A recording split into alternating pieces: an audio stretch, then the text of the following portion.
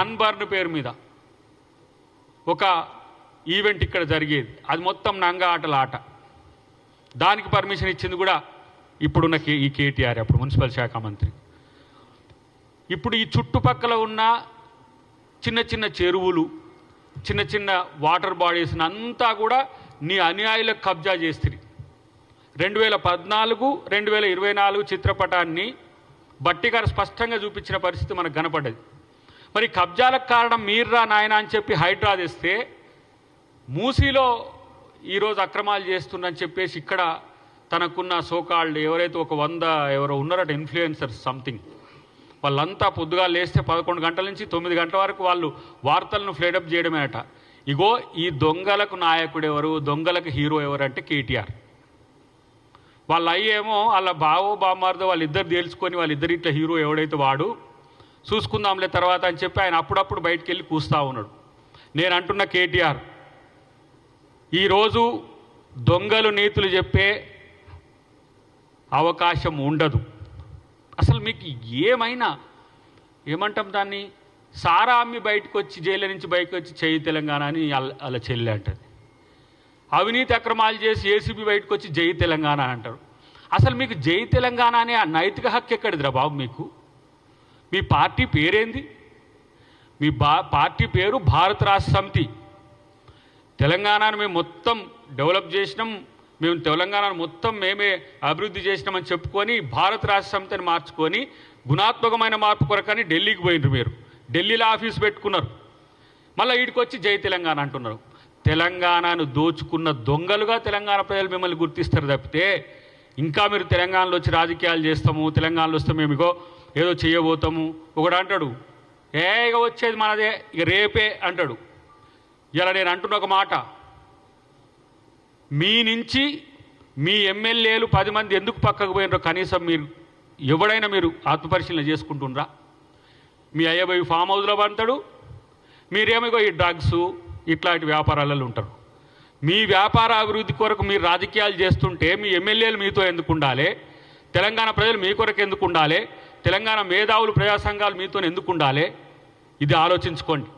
ఊకనే కాంగ్రెస్ పార్టీకి రేవంత్ రెడ్డి గారికి పట్టం కట్టలే. మీ యొక్క దొంగతనాలు, మీ యొక్క అక్రమాలు, మీ యొక్క దోపిడీలు, మీ యొక్క తెలంగాణ ప్రజల్ని వంచే తీరును బట్టే ఇలా కాంగ్రెస్ పార్టీకి అధికారం ఇచ్చింది. ఎందుకంటే తెలంగాణని ఇచ్చింది కాంగ్రెస్ పార్టీ అని నమ్మిండ్రు కాబట్టి. కేటీఆర్ ఇలా నీ 100 మందితోనో 100 మాగదులతోనో తీసుకొని సోషల్ మీడియాలో నాకు అనిపిస్తారే, మీరు 9 సంవత్సరాలు చేయలేని రుణమాఫీని 21,000 కోట్లు ఇప్పటికి మేము గ్రౌండ్ చేస్తే, మీ అయ్యేలాగా పంజాబ్ రైతులకు ఇయ్యలే, కర్ణాటక రైతులకు ఇయ్యలే, మహారాష్ట్ర రైతులకు ఇయ్యలే, తెలంగాణ రైతులకు 21,000 కోట్లు ఇస్తే దరిద్రులారా కనీసం హర్షించే యొక్క నోరు లేకపోయా మీకు. మళ్ళీ పైగా రైతు రుణమాఫీ కాలే, రేవంత్ రెడ్డి ఊరికి పోయి అడుగుదాంపా, లేకపోతే ఆడికి పోయి అడుగుదాంపా, నీ సిరిసిల్ల పోయి అడుగుదాంపా, నీ సిద్దిపేట పోయి అడుగుదాంపా, ఒక 10-15 గొట్టాలను పెట్టుకుని అలకాడికి పోయి మీ టీఆర్ఎస్ వాళ్ళతో మాట్లాడిపించుకుంటూ కాలేదంటారు. మరి 21,000 కోట్లు ఎవరికి ఇచ్చిండ్రు? మీరు ఒప్పుకున్న రైతు బంధును మేమిచ్చినాం. మేము అనుకుంటున్న రైతు భరోసాని కష్టాలు కాబట్టి ఈరోజు రైతు భరోసాని ఇస్తున్న పరిస్థితి. 60,000 కోట్ల పైచిలకి ఇలా రైతు కమ్యూనిటీకి ఈ ఒక్క సంవత్సరంలో ఇచ్చిన పార్టీ ఇలా కాంగ్రెస్ పార్టీ, కాంగ్రెస్ ప్రభుత్వం. మేము ఏనేంది ఫ్రీ బస్ ఇచ్చినామంటే లేదు ఆటో వాళ్ళకి నష్టమైంది అంటారు. ఆటోలు వేసుకొని తిరుగుతాడు కేటీఆర్. ఏది మొత్తం ఈవెంట్ మేనేజ్మెంట్ చెట్టు ముందు ఒక కెమెరా, వెనుకొక కెమెరా పెట్టి. మీ పార్టీ పాలసీనా చెప్పండి, ఒక నిర్ణయం తీసుకోండి. మహిళలకు ఫ్రీ బస్ ఇవ్వడం అనేది మేము వ్యతిరేకిస్తున్నామని చెప్పి పార్టీ నిర్ణయంగా చెప్పండి. ఇలా మహాలక్ష్మి బస్సుల పేరు మీద పెద్ద ఎత్తున మహిళలకు ఇలా రవాణా సదుపాయం కలుపుతుంటే ఓర్వలేని పరిస్థితిలో మీరున్నారు. మేము ఉద్యోగాలు ఇస్తే ఒకడు అంటాడు, అరే మేము తయారు చేసినవి, మేము నోటిఫికేషన్స్ ఇచ్చి మేము చేయబోయినవి వీళ్ళు ఇచ్చారని అంటారు. ఇలా ఎన్ని టీచర్లకు సంబంధించి కానీ ఇతరత్ర గ్రూప్ 1 నుంచి గ్రూప్ 4 వరకు మేము ఎగ్జామ్స్ కండక్ట్ చేసినాం. కొత్త కమిషన్ ఏర్పాటు చేసి 56,000 పైచిలకి ఇలా ఉద్యోగాలు ఇస్తే ఉద్యోగాలు లేవంటారు ఒక్క సంవత్సరంలో. కాబట్టి ఇదంతా కూడా కేటీఆర్ ఏదో నాకు అనిపిస్తుంది, హీరో కావడానికి 0 పనులు చేస్తే హీరోలు కార్రా నాయన గుర్తుపెట్టుకో. మీ అయ్యకున్న పలుకుబడి పేరు మీద మీ అయ్యకున్న పేరు మీద నిన్ను మంత్రిని చేసిండు, ఎమ్మెల్యేని చేసిండు, మీ చెల్లెను ఎంపీని చేసిండు, ఎమ్మెల్సీని చేసిండు, మీ బావగారిని ఆయన ఎమ్మెల్సీ కాకుండా మంత్రిని చేసిండ్రు.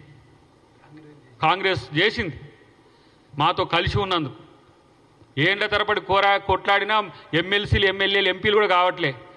ఆయాచితంగా ఉచితంగా తెలంగాణ ఉద్యమకారుల యొక్క రక్తాన్ని పెట్టుబడిగా పెట్టి మీకు పదవులు ఇచ్చిండ్రు. మీరు తెలంగాణ ప్రజల రక్తం పీల్చిన ఒక రాక్షసులు మీరు. ఇలా కేటీఆర్ దానికి వారసునిగా నువ్వు ఉంటుంటే ఖబర్దారు. ఇలాంటి పిచ్చి చర్యలు మానుకోండి, నిర్మాణాత్మకంగా ప్రశ్నించండి. మీ ప్రశ్నలో ఏ వ్యాలిడిటీ ఉన్నా ప్రభుత్వం స్వీకరిస్తుంది, కాంగ్రెస్ పార్టీ దాన్ని అనుసరిస్తుంది. ఎందుకంటే ప్రతిపక్షంగా మీకు ఒక హోదా ఇచ్చిండ్రు. నేను అంటున్న కేసీఆర్ అంటూ ఇంకొక 4-5 సంవత్సరాల కన్నా బయటకు వెళ్తాడు. 60 నాకు అర్థం కాదు. చెప్తారా? ఎవడని చెప్పగలుగుతాడా? వస్తాడు, సందర్భాన్ని బట్టి వస్తాడని అంటున్నాడు. ఎవడు? కేటీఆరే.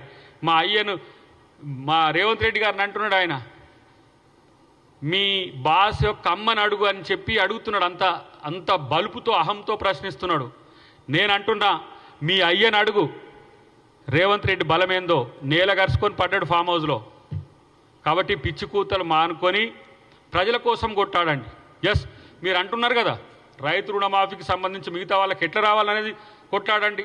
మూసీ కొరకు ఇలా అంటున్నాం. మీరు తయారు చేసిన మినిట్సే కదా, కేటీఆరే కదా దానికి. కేటీఆరే 6 మీటింగ్లు పెట్టిండు. ఆ సారాంశమే ఈరోజు పూర్తిగా మేము దాన్ని రిజనోవేట్ చేయడానికి తీసుకున్న చర్యలు. మూసీ కడుపులో క్యాన్సర్గా ఉంది హైదరాబాద్. దాన్ని కడిగేందుకు ముఖ్యమంత్రి గారు ఇలా ఒక చర్యలు తీసుకుంటుంటే కూలగొడుతుంటారని అంటాడు. మూసీ మీద ఒక్కటి కూడా ఈరోజు రాలే. కానీ నేను ఒక్కటి చెప్తున్నా, ఇప్పుడు పోచారం శ్రీనివాసరెడ్డి ఫామ్ హౌస్లో జరుగుతున్న ఈ అక్రమాలకు నువ్వే కారకును అని మేము ఆరోపిస్తున్నాం. పోచంపల్లి శ్రీనివాసరెడ్డి ఫామ్ హౌస్లో జరుగుతున్న అక్రమ దందాలకు కేటీఆర్ఏ బాధ్యుడని మేము ఆరోపిస్తున్నాం. ఇది కాదని నిరూపించుకో. నీ యొక్క అండ లేకపోతే ఇంత స్థాయిలో 2 సంవత్సరాల నుంచి గోవా లేదు, నేపాల్ లేదు, శ్రీలంక లేదు, థాయిలాండ్ లేదు, ఎక్కడ లేదు. అందరూ హైదరాబాద్లోనే నీ ఫ్రెండ్ ఫామ్ హౌస్లోని ఇలాంటి అక్రమాలు చేసిన నువ్వు శిక్షార్హునివి.